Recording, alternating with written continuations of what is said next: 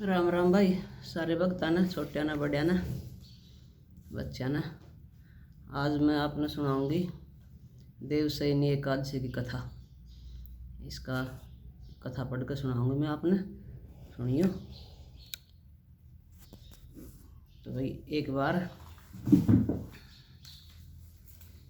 धर्मराज युधिष्ठिर बोले कृष्ण भगवान से, हे प्रभु, आप मुझे आषाढ़ मास के शुक्ल पक्ष की एकादशी का महत्व बताइए।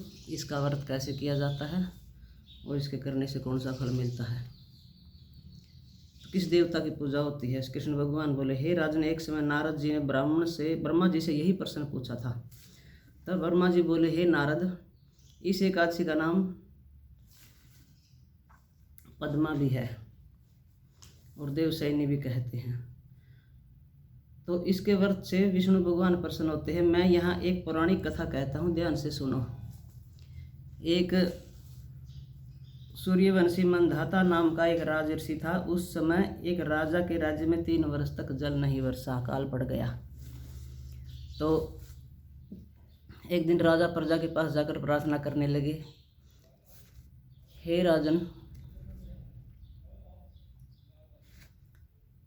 समस्त विश्व की सृष्टि का मुख्य कारण वर्षा है। प्रजा गई राजा के पास। इसी वर्षा के अभाव से राज्य में अकाल पड़ गया है और अकाल से प्रजा मर रही है। हे राजन, यदि आप कोई ऐसा उपाय बताइए जिससे हम लोगों का दुख दूर हो। इस पर राजा मंधाता बोला कि आप लोग ठीक कह रहे हैं, वर्षा के बिना जीवन नहीं चल सकता और वर्षा के बिना अन्न भी नहीं हो सकता।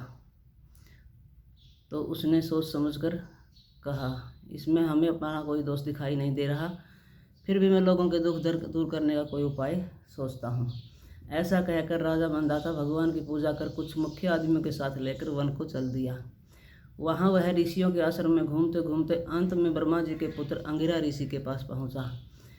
वहाँ मुनि अभी नित्य कर्म से निवृत्त हुए थे। राजा ने उनके सम्मुख प्रणाम किया और मुनि ने उसको आशीर्वाद दिया और बोले, हे राजन, आप कुशलतापूर्वक तो हैं, आप तथा आपकी प्रजा भी कुशल पूर्वक होगी। आप इस स्थान पर कैसे हैं सो कहिए।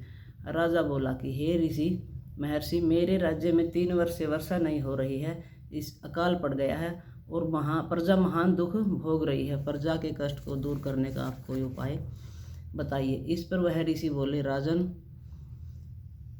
यह सतयुग युगों में श्रेष्ठ है, अर्थात इस युग में धर्म की सबसे अधिक उन्नति है। इस युग में ब्राह्मणों का तपस्या करना व वेद पढ़ना ही मुख्य अधिकार है, परंतु आपके राज्य में एक शूद्र इस युग में भी तपस्या कर रहा है। इस दोष के कारण आपके राज्य में वर्षा नहीं हो रही है। यदि आप प्रजा का भला चाहते हैं तो शूद्र को मार दीजिए। इस पर राजा बोला, हे मुनीश्वर, मैं उस निरपराध तपस्या करने वाले शूद्र को नहीं मार सकता। आप इस दोष से छूटने का कोई अन्य उपाय बताइए। तब ऋषि बोले, हे राजन, यदि तुम ऐसा ही चाहते हो तो 6 मास के शुक्ल पक्ष की पद्मा नाम की एकादशी यानी देवशयनी एकादशी का विधि पूर्वक व्रत करो। इस व्रत के प्रभाव से तुम्हारे राज्य में वर्षा होगी और प्रजा सुख पावेगी, क्योंकि इस एकादशी का व्रत सब सिद्धियों को देने वाला और उपद्रवों को शांत करने वाला। इस एकादशी का व्रत तुम प्रजा सहित करो, सारी प्रजा से करवाओ। मुनि के वचनों को सुनकर राजा अपने नगर को वापस आया और विधि पूर्वक पद्मा एकादशी का व्रत किया। उस व्रत के प्रभाव से राज्य में वर्षा हुई और मनुष्यों को सुख पहुंचा। इसलिए यह व्रत सबको करना चाहिए। यह व्रत इस लोक में भोग और परलोक में मुक्ति देने वाला है। इसकी कथा को पढ़ने व सुनने से मनुष्य के सारे पाप नष्ट हो जाते हैं।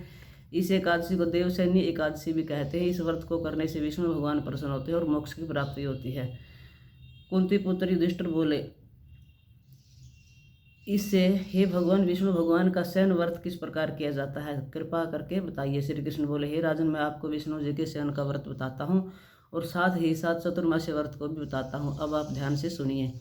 जब सूर्य नारायण कर्क राशि में स्थित हों तब विष्णु भगवान को शयन कराना चाहिए और सूर्य नारायण के तुला राशि में आने पर भगवान को उठाना चाहिए।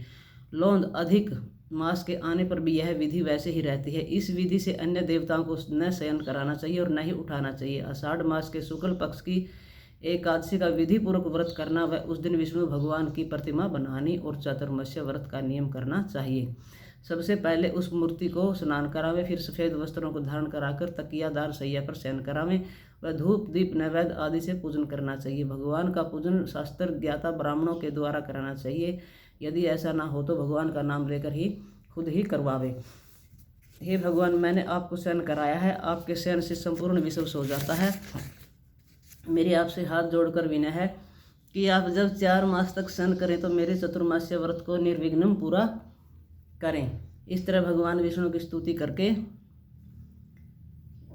व्रत शुरू करना चाहिए। देवशयनी एकादशी लेकर देव उठनी एकादशी तक चतुर्मास व्रत को शुरू करना चाहिए। द्वादशी, पूर्णमासी, अष्टमी या संक्रांति को व्रत प्रारंभ करना चाहिए और कार्तिक मास के शुक्ल पक्ष की द्वादशी को समाप्त कर देना चाहिए। इस व्रत से समस्त पाप नष्ट हो जाते हैं। जो मनुष्य इस व्रत को प्रतिवर्ष करते हैं वह सूर्य के समान दीप्यमान विमान पर बैठकर विष्णु लोक को जाते हैं। हे राजन, अब आप इसका अलग अलग फल सुने। जो मनुष्य देव मंदिरों में रंगीन बेल बूटे बनाता है उसको 7 जन्म तक ब्राह्मण की योनि मिलती है। जो मनुष्य चतुर्मास्य के दिनों विष्णु भगवान को दही, दूध या शहद और मिश्री के द्वारा स्नान कराता है वह वैभवशाली होकर सुख भोगता है। जो मनुष्य श्रद्धापूर्वक भूमि, स्वर्ण, दक्षिणा आदि ब्राह्मणों को देता है स्वर्ग में जाकर इंद्र के समान सुख भोगता है। देखो भाई, यहाँ पर सोना दक्षिणा बताया रखा है, किसी का ब्योंत नहीं है तो वह थोड़ा भी कर सकता है।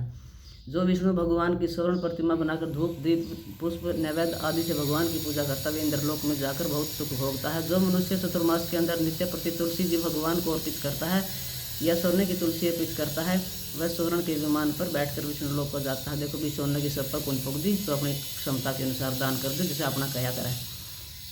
जो मनुष्य विष्णु भगवान की धूप दीप से पूजा करते हैं उनको बहुत संपत्ति मिलती है। जो मनुष्य इसे एकादशी से कार्तिक महीने की अश्वत्थ वृक्ष और विष्णु जी की पूजा करते हैं उनको विष्णु लोक की प्राप्ति होती है। इस चतुर्मास्य व्रत में जो मनुष्य संध्या के समय देवताओं तथा ब्राह्मणों को दीप दान करते हैं तथा ब्राह्मणों को सोने के कमल या वस्त्र देते हैं अपनी उसके श्रद्धा के अनुसार भाई विष्णु लोक को जाते हैं। जो मनुष्य भक्तिपूर्वक चरणामृत भगवान को स्नान कराकर उनका चरणामृत लेते हैं वो संसार से आवागमन के चक्कर से छूट जाते हैं। जो विष्णु मंदिर में नित्य प्रति 108 बार गायत्री मंत्र का जप करते हैं वह पापों में लिप्त नहीं होते। देखो भी, जिसके पास गायत्री मंत्र जप करने का टाइम नहीं है वो दान कर दो, गऊ की सेवा कर दो, कन्या मतलब अपने घर में बड़े बूढ़ों की सेवा कर दो, वो भी सारा सब बराबर